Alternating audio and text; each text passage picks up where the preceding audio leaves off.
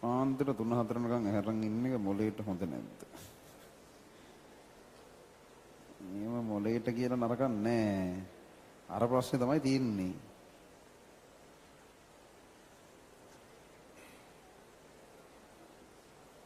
අර මං කලින් කිව්වේ ළමයිකට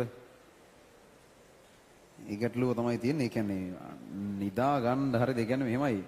A level බිඳුව මට්ටමේ ඉන්න ළමයෙකුට උනත් අපි ඔය මේ වැඩේ ගොඩ දාන්න ඕන කරන කියනවනේ මෙන්න මේ වැඩ ටික කරන්න එතකොට ඕක කරගන්න පුළුවන් කියලා. ඔය කියන වැඩ ටික කරන්න පුළුවන් සාමාන්‍යයෙන් දවසකට පැය 6ක් නිදාගෙන උනත්. හරි අවදානමක් ගන්න එපා. يعني ඒවා පුළුවන්. يعني පැය 4න් 5න් වැඩේ කරන අය එහෙම කරගෙන යන්න ප්‍රශ්නයක් නැහැ. හැබැයි පැය 6ක් නිදාගෙන උනත් ඇහැරිලා ඉන්න වෙලාව හරියට මැනේජ් කරනවා නම් සියලු කාලේ නාස්ති වෙන දේවල් අයින් කරලා දාලා ගොඩක් වෙලාවට ඕගොල්ලන්ට කොන්ද බණ නැහැනේ කාලේ නාස්ති වෙන දේවල් අයින් කරලා දාන්න. ඕගොල්ලෝ හිතා දාගන්න චුට්ටක් කරනවා. චුට්ටක් කරන්නේ නැහැ නේ ෆෝන් එක පොඩ්ඩක් YouTube එක වීඩියෝ එකක් බලනවා. අනේ උඹලා කවුද මං එහෙම එක වීඩියෝ එකක් බලලා YouTube එක බලන එකකින් අයින් වෙන්න එහෙම බෑ කරන්න. හරි. ඒ නිසා මේ අර ඕගොල්ලන්ට කොන්ද බණ නැහැ කාලේ නාස්ති වෙන දේවල් එක හෙලා අයින් කරලා දාන්න. ඔයාලගේ ප්‍රශ්නයක් තියෙන්නේ.